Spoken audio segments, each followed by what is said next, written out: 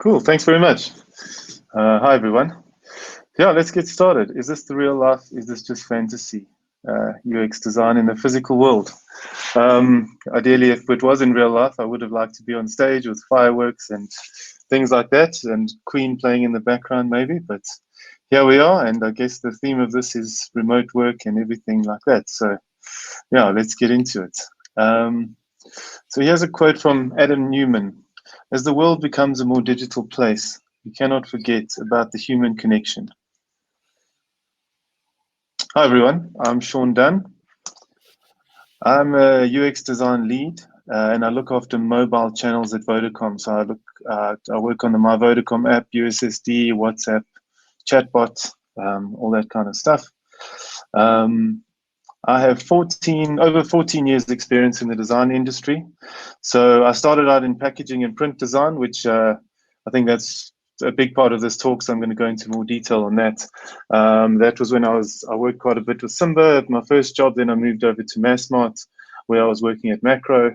And then I kind of transitioned over to freelancing and digital work, where I kind of worked with some brands like Investec, Liberty, IBM, Nedbank. And I was also lucky enough to work for Vodafone in the UK to develop the global Vodafone app, which was a great privilege. Yeah, you can see my family over there. That was a picture in the UK, so we really had a great time there. A random fact about me, I have an irrational fear of birds. So yeah, not big birds. I'm actually not scared of, like I've fed an ostrich before, but if a pigeon flies at me, I do freak out a little. But my wife has recently bought a couple of chickens that we have at our house, so that's really helping me to face my fears. So hopefully I can get over that soon. Even though, yeah, like I said, I'm a big outdoors person, that's just a strange thing. Okay, so I'd like to pose a question to you all.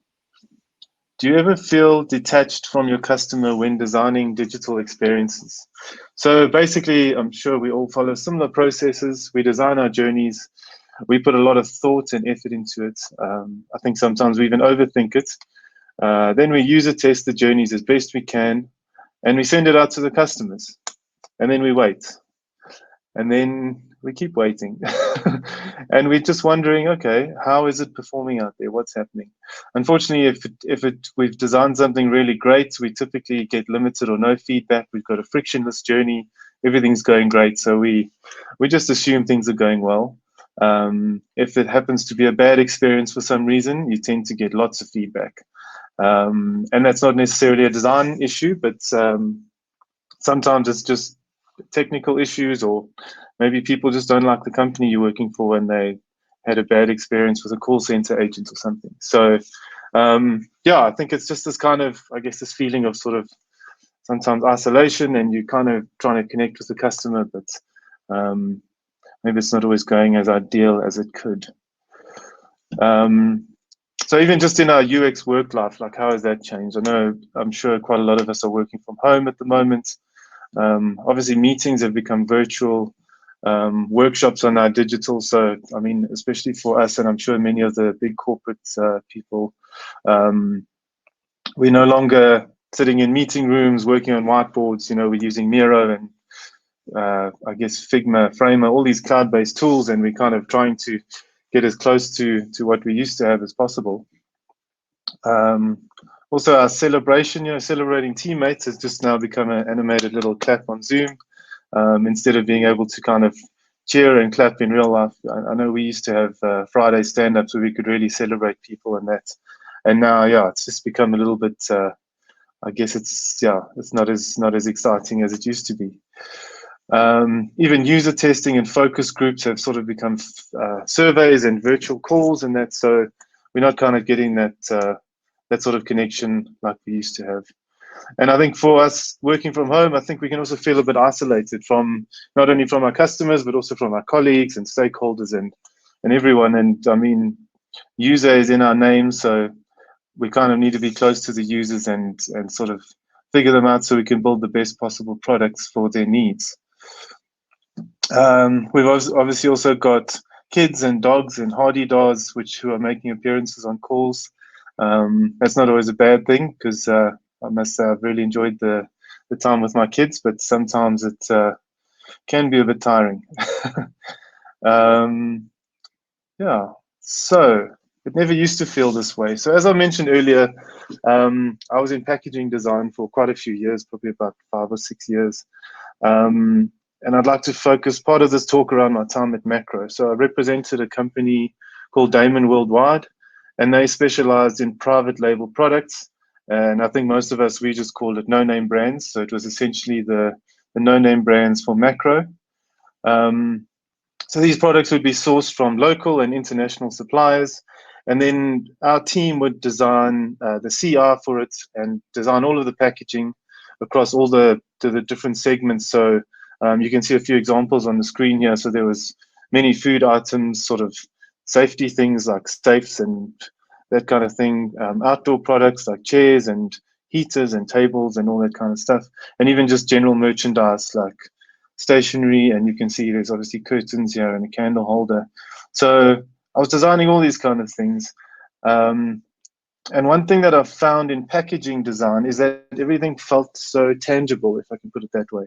So from customer feedback to creating sort of physical mock-ups, and then eventually actually holding this product in your hand that you've designed, or seeing it on shelf in the store for the first time. I mean, it's just quite an amazing feeling. And I think maybe digital doesn't quite give you that same feeling. You can't feel the texture of the paper and all that kind of stuff. But I've actually started to notice quite a few similarities between packaging design and the sort of UX and digital design that I work on today. So what I want to do is go through a few examples and kind of draw a comparison, and just share some relatable UX concepts in the physical world, just to show you these sort of tangible examples. So the first one is unique visitors. As I said before, we send our journeys out to the customers and we wait and see what happens. And one of the biggest metrics that we track is unique visitors to our websites. We obviously need people to come in, and the more the merrier, I guess, because it helps us, it keeps the business going. And depending on the product, this could be thousands, hundreds of thousands, or even millions of people. But how easy is it to picture all of those people? Can you imagine 2 million people in one place?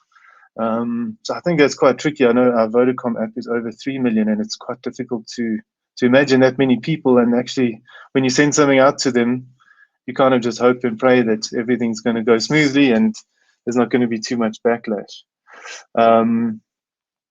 So in retail, this is my idea of unique customers. So when I was working at Makro, we attended many of the store openings when they opened new stores. And it was kind of like complete chaos. There were thousands of people queuing in the mornings.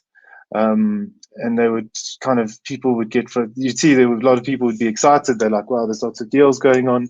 But they'd also kind of get frustrated with waiting, or maybe items were out of stock, or even customers would kind of fight between each other to get a certain TV or item that they wanted on sale. And I think that's not too different to what we're creating in digital products, because, you know, we put these products out to our customers and they might have feelings of excitement. You know, they get the new Apple website and maybe they want to buy a product or do something, and, you know, we can create that excitement. But then they could also get frustrated. Maybe we've positioned a button in a funny place, or we've done something that they're struggling to find, and maybe they're just navigating it the way they expect, but they're not running into these things, or it's performing slowly or something like that. So I guess just to be aware of how many people are doing it, and just make sure, I guess, we've done all of our background checks for these items. So let me skip there. Okay, so this is another example, below the fold. I'm sure we're all familiar with this concept. I know there is some controversy about whether it's still applicable or not, but basically the content at the top of the page is said to get more attention than the content below it, as you can see in the picture here on the left. So a similar example at Makro was this. We designed this sugar bag. It's a very low-end product, nothing too fancy, but essentially what you can't see here on this design is that we didn't put a label on the bottom of the bag, which would be resting on the ground. And at the time, it didn't seem like a big issue. But then we went into the stores just to check the stock and the packaging and how it was printed. And this is what we found. So we found that obviously this had been merchandised this way, laying on its back, and customers couldn't actually see the name or even the volume of the product. And small things like this actually have a negative effect on the sales, which is quite interesting. I know it seems like a small thing, but it actually had quite a big effect. And similarly, in the digital world, we can't always get things perfect the first time. We need to kind of send it out, see what's working and what isn't, and then make the necessary enhancements. And this can also be caused, like I said, by the below the fold idea that maybe we positioning elements or the information architecture is not quite spot on and people are just getting a bit frustrated. But yeah, I think if we can go back and look at what people are saying, and look at heat maps and that kind of thing, we can actually find what the problem is and address it and sort of continuously improve what we're working on. So the next idea is accessibility. I'm sure we're all familiar with it. There was a talk earlier, but basically making our software usable for all people, regardless of their disability type or if they have an impairment or something like that. And a similar challenge an accessibility challenge we experienced at Macro was this. So if you look on the left there, you'll see it was an old design. So we had done all the new design systems or the CR guidelines. And this was the old design. Then on the right, we created the new design. So it seemed pretty straightforward. We said, okay, that looks more modern, more new. But then what we noticed is that sales again on this product, they started dropping drastically. And we didn't know why. So we had to go and investigate. So similar to how we do with analytics and that, we could go and access all the sales records and everything. And we found out that it was due to the fact that the color had changed on this product. So as you can see on the left, it's yellow, and then on the right, it's more of an orange color. And this product was actually targeted at more of like a low LSM customer. So there were some language and literature barriers. So these customers actually identified the product by its color and not by the wording on the package. So what we had to do, we went back to the drawing board, so to speak, and we basically just changed it to the yellow. We had to match the same Pantone that was on the old bag. We accompanied that with some education, which I guess you could compare to maybe onboarding in our world. And then kind of the sales slowly started to creep back to where they were. And I think even when designing a digital product, a small accessibility change could make a big difference in someone's life. Even in the past week, I've been using the voiceover setting on my iPhone just to test accessibility on the My Vodacom app and then try and check some best practices on other apps that are doing it really well. And it's actually been a really eye-opening experience. I'd really recommend just trying to navigate it. Actually, it takes a bit of time to get used to, but you can actually pick up the issues and the frustration if something is not accessible enough for everybody. So user testing, I think I did mention this a bit earlier, but it has been quite tough during lockdown. We haven't always been able to find participants, and we've been limited to Zoom calls or sending out surveys on Userberry. And although this does the job, I still feel like it doesn't really beat that face-to-face interaction that you can have.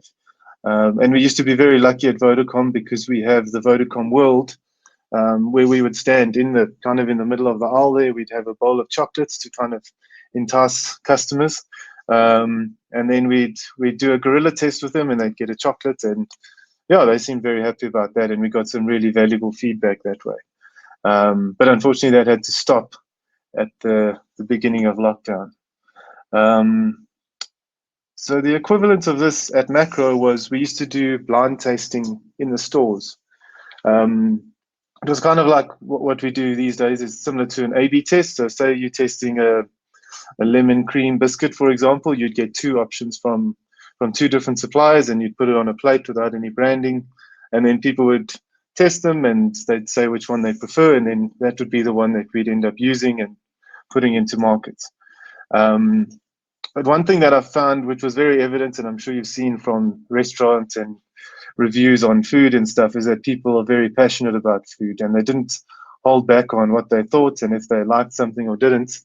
So I thought that was it's very valuable feedback. It was very honest feedback, which I think we're always looking for. So think even when testing digital products, I think it would be great to know that we're getting accurate, sincere results from customers. So I think it's important to make sure that we're always using the right testing method based on what we've designed.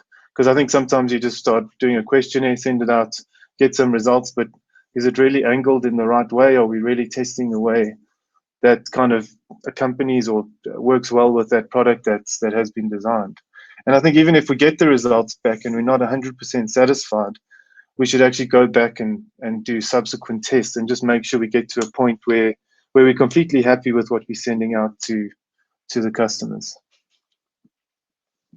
Onboarding, I did mention this a little bit earlier, but this is something that I always struggle with a little bit.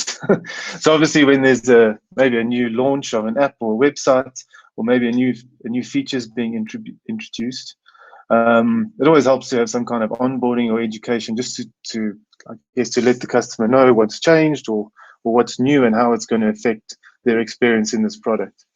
And I know I do often, I try and put the copy together for onboarding to explain the product before it goes to the copywriter. And I sometimes get stuck in a loop because I'm trying to be quite concise, but have enough detail that customers will understand what we've changed and what they're getting into. And then I guess there's always that concern that they might just click the skip button and not read what you've done, which I know happens. It can be heartbreaking, but it's one of those things. A similar thing in packaging design, I would say we used to design the assembly instructions for furniture. I know I mentioned that a bit earlier. So basically we would get a chair or a heater or whatever the case is, and we'd have we'd get a basic instruction, but maybe it wasn't comprehensive enough. So we'd spend a lot of time sort of compiling a list of parts, making sure it matched up to everything. And then we'd create these step-by-step instructions.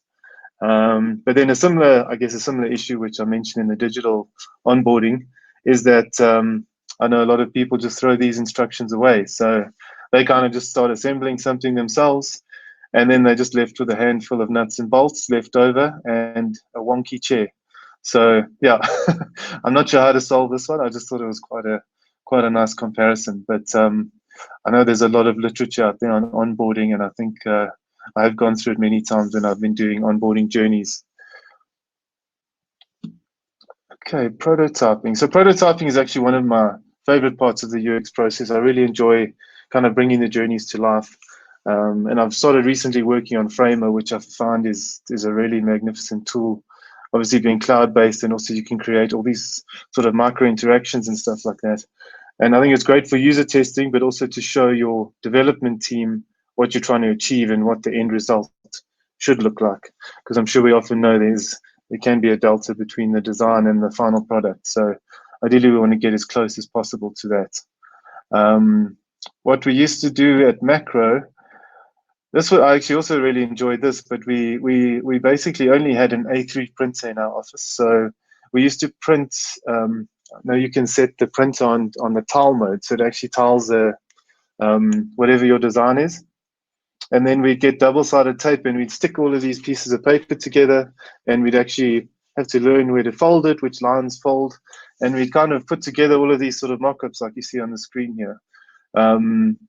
And sometimes you make a mistake when you're just about done and you have to start from scratch.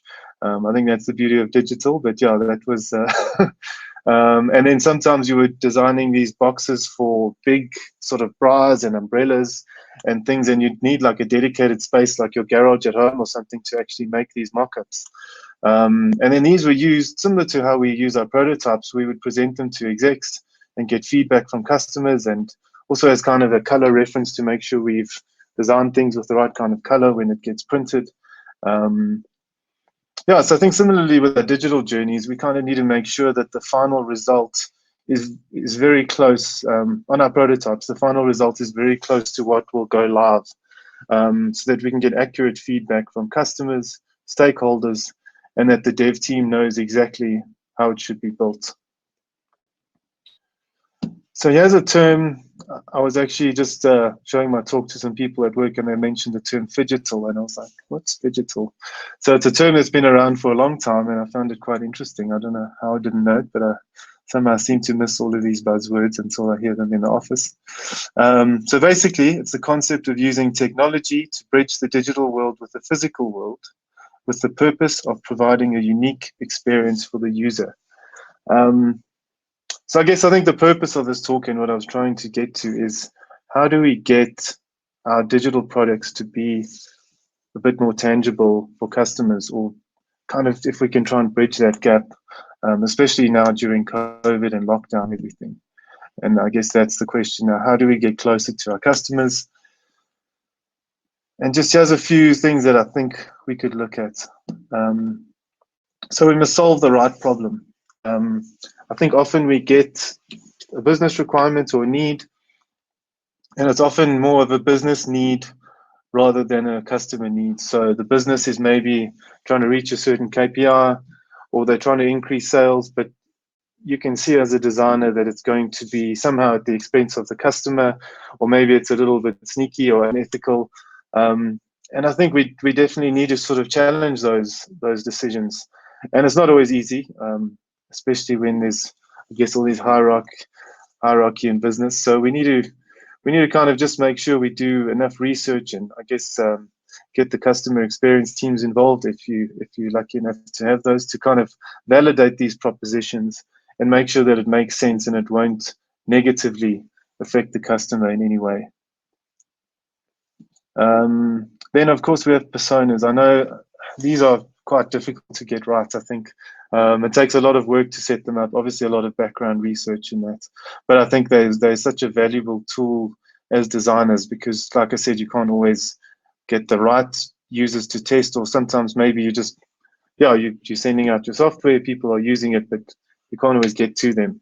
So having personas is very useful, and it kind of, it just helps you to know your customer a little bit better.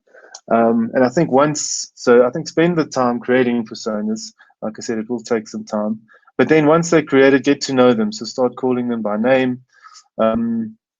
Maybe you even know someone who represents one of your personas perfectly, and then why not name them after that person? So if you have a friend that acts the way one of your personas does, drives a BMW, and all these ideas, I'm sure you can find these similarities. And then name them after that person, so you actually have a tangible reference to base it on. Another thing is kind of just have the persona sort of in your face. So one of our chiefs at Vodacom, he actually has cardboard cutouts of customers in his office, and whenever he makes a business decision, he always considers the customer, kind of has them there around him, just so he knows, okay, how is this going to affect the customer? So I think personas, that's another big one, and just to make sure you get them right. It mustn't be like a watered down version of a persona. Like, make sure once they've been created, you feel comfortable with the level that they're at, and the complexity and the detail. Then I think reviewing work. I know this is not always easy, trying to get stakeholders and designers and customers, but I think it's important throughout the design process to just get feedback and input, because often we get very attached to our work. We put a lot of effort into it, and sometimes it's not nice to be told that it maybe doesn't work, or it could be different, or sometimes just to start from scratch. But then you do go back and do that, and you end up with something even better, and then you can kind of compare the two and say, okay, well, that was actually some really good feedback, and the end result has been a lot better than what I started with. So keep reviewing your work, and don't be afraid to start out with 20 concepts and then narrow it down to like 5, and then 3, and then settle on 1 based on feedback from the people around you. And then also, that last point is just include as many stakeholders as possible. So get business involved, get your dev team involved, make sure they tell you if there's any technical constraints. Obviously speak to customers and make sure they are happy with the level of content that you put in there. Then iterating, I think, is also really important. Like, again, I guess it's so easy to sort of settle. So you send your design, it goes live, and then you get a whole bunch of other jobs in, and then you kind of just leave it and hope for the best. But I think it's important to sort of continuously improve our work, even if it's during the design process or as sort of design debt in the live sort of scheme of things. And just check analytics, check customer feedback, I think just rely heavily on the data you have at hand, whether it's qualitative or quantitative. And as I said before, this can happen anytime throughout the process. So if you get to a point where you've designed a journey, you've user tested it, and you realize, okay, this isn't working, you can still iterate and make that better before it goes live, or when it's live, just then just improve it gradually based on the feedback and input that you get back.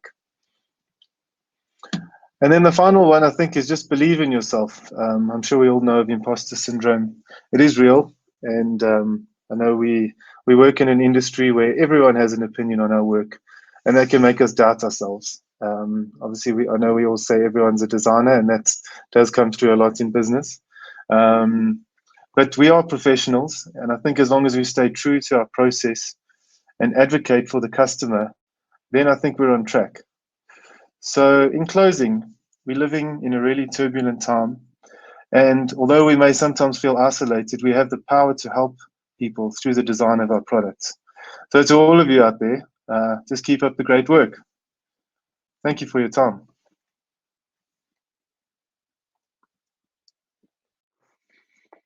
To be honest, I think we've been, we didn't even look at Azure, but we've actually been using sort of Sketch and Figma for our prototypes. So maybe the fidelity wasn't at the level we wanted it to be. And I think, I don't know, Framer just seems to work. It's kind of cloud-based. It's easily sort of responsive, so it can render nicely on multiple devices. So I think so. I can't actually comment on Azure, but Framer is working really well for me at the moment.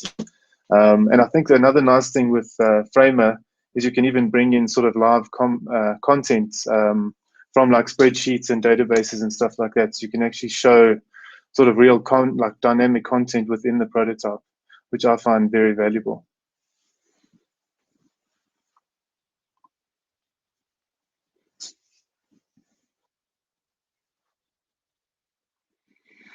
I think all the sort of cloud-based stuff that we started on. So we moved from Sketch to Figma, which has been a big change because now, you know, designers can be working together on one file, which is really cool. Miro for workshopping. I know there's some similar tools that do the same kind of thing, but I think Miro is a great one. Yeah, then I did say Framer. We're also using Notion for a lot of our sort of admin type stuff. So kind of just putting together databases and projects and just keeping track of, I guess, all that admin stuff, which I know a lot of us designers aren't a huge fan of. So yeah, I'd probably say those four at the moment.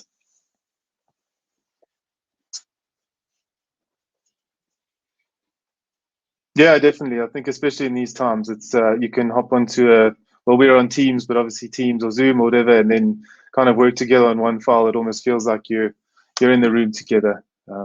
Yeah, cool. Thanks a lot. Thanks for your time. Thanks everyone for listening.